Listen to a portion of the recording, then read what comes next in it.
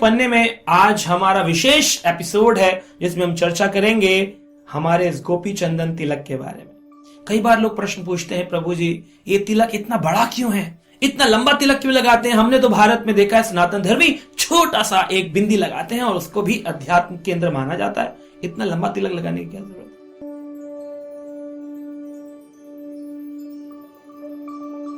तो गौड़ीय वैष्णव विचारधारा में हमारे पुराणों में पद्म पुराण के अंदर इसका वर्णन किया गया है।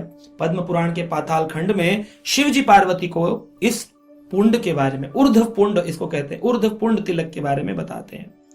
नासिका आदि केश पर्यंतम ऊर्ध्व पुंड्र सुशोभनम मध्या छिद्रे समायुक्तम तम विद्यादि हरि मंदिरम वाम भागे स्थितो ब्रह्मा दक्षिणे तु सदा शिवः मध्ये विष्णु विज्ञानये तस्माद् मध्ये न लेप्यते। ये पद्म पुराण में शिव जी ने कहा। शिव जी कहते हैं नासिका यानी नाक के भाग से प्रारंभ करके आदि केश, जहां केश प्रारंभ होते हैं वहां तक इसको लगाना चाहिए। ऊर्ध्व पुंड सुशोभनम, हर व्यक्ति को अपने मस्तक पर ऊर्ध्व पुंड, ऊर्ध्व यानी कि ऊपर की ओर, अधो यानी नीचे होता है, ऊर्ध्व यानी ऊपर की ओर लगाना चाहिए। यानी कि अपने मध्य भाग की इस उंगली से इसमें थोड़ा चंदन लगा करके गोपी चंदन और उसको अपने मस्तक पर ऐसे करके ऊपर ऊर्ध्व ऊपर की ओर ले जाना चाहिए। कुछ लोग नीचे की ओर ऐसे बनाते हैं, ऐसे नहीं, ऊर्ध्व ऊपर की ओर ले जाना चाहिए। ये शिव जी ने पार्वती को बताया। नासिका से लेकर आदि केश पर्यंतम ऊर्ध्व पुंड सुशोभनम, ऊर्ध्व पुंड सुशोभित होना चाहिए। इसके मध्य छिद्र समायुक्तम, मध्य में इसके गैप होना चाहिए। कुछ लोग ऐसे हाथ से पूरा भर देते हैं, ऐसा नहीं, मध्य छिद्रे, इसको साफ करना चाहिए, क्लीन करना चाहिए। तम विद्या आदि हरि मंदिरम, अगर ये लगाया गया तो हमारा शरीर हरि मंदिर बन जाता है, यानी भगवान कृष्ण का मंदिर बन जाता है। इस तिलक को लगाने मात्र से गोपियों के, जो वृंदावन व्रज की जो गोपियां थी, उनके चरणों की रज है। इस रज को स्वयं श्री कृष्ण भी लगाते हैं। लेकिन हमारे दो तिलक होने चाहिए। एक तिलक जो ठाकुर जी को लगाए, उसको झूठा ना करें। अपने लिए एक अलग तिलक का एक हमें बॉक्स बनाना चाहिए, उसमें हम गोपी चंदन रखें और नित्य प्रतिदिन इसको धारण करना चाहिए। कहते हैं वाम भागे स्थितो ब्रह्मा, इसके लेफ्ट साइड में ब्रह्मा जी विराजमान होते हैं।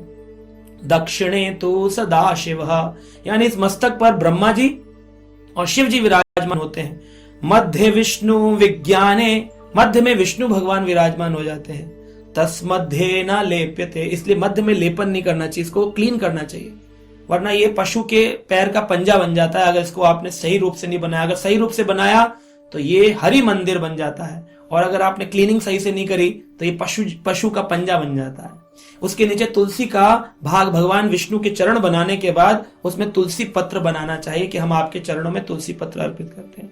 तो नाक के प्रारंभ से केश तक ऊर्ध्व पुंड लगाना चाहिए। कई बार लोग बोलते हैं जी ऐसे क्यों लगाना, ऐसे त्रिपुंड क्यों नहीं लगा सकते? 3 पुंड यानी 3 उंगलियां, पुंड मतलब होता है उंगली, पुंड इसको संस्कृत, ऊर्ध्व पुंड यानी उंगली जब ऊपर को जाए, और त्रिपुंड यानी 3 उंगलियों से ऐसे बना दिया जाए। तो देखिए अगर हमारा मस्तक जो है, यानी हमारा जो माथा है, मस्तक, हेड, फोरहेड, इस पे जब हम लगाने चलते हैं तिलक, तो ये मस्तक बताता है हमको, क्योंकि हम तो आध्यात्मिक है ना, जीवात्मा के रूप, तो मस्तक बताता है क्या लगाने योग्य है, क्या लगाने योग्य नहीं है।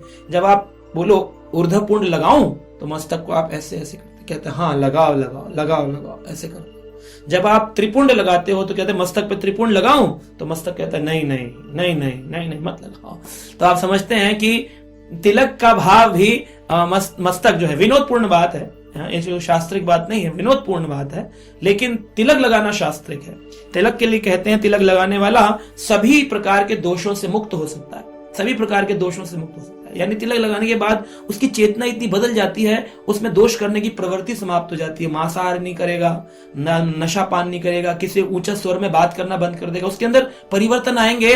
कहते हैं चंदनम शीतल प्रदान करती है, शीतलता प्रदान कर देता है। नित्य गंगा स्नान का फल व्यक्ति को घर में बैठे ही मिल जाता है अगर वो रोज चंदन लगाता है।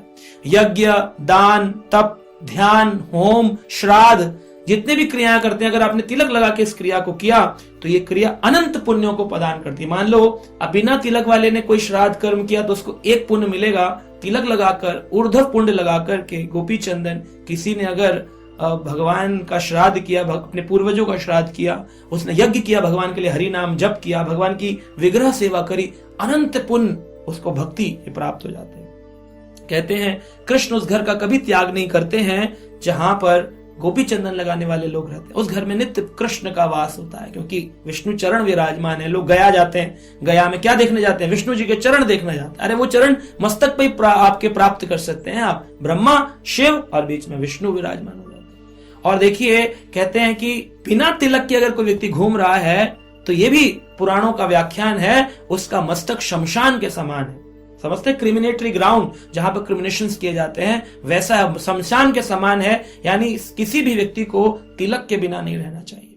और कहते हैं कि जो ऊर्ध्वपुण्य नहीं लगाते हैं उन लोगों को शमशान भूमि का फल तो मिलता ही है, साथ में यक्ष, राक्षस, भूत, प्रेत ऐसी व्याधियों से भी व्यक्ति ग्रसित हो सकता है। लेकिन जो ऊर्ध्वपुण्य लगाते हैं इन सब से मुक्त होते हैं, उनको कभी भी इस प्रकार की व्याधियां सताती नहीं है। ये इसमें पुराणों का व्याख्यान है, तो हमें इसको कच्चे में नहीं लेना चाहिए कि अरे अरे तिलक लगाना है तो पंडित जी बन जाएंगे। नहीं नहीं, इसके पीछे बहुत साइंटिफिक रीजन है, बहुत ही ज्यादा साइंटिफिक चीजें हैं।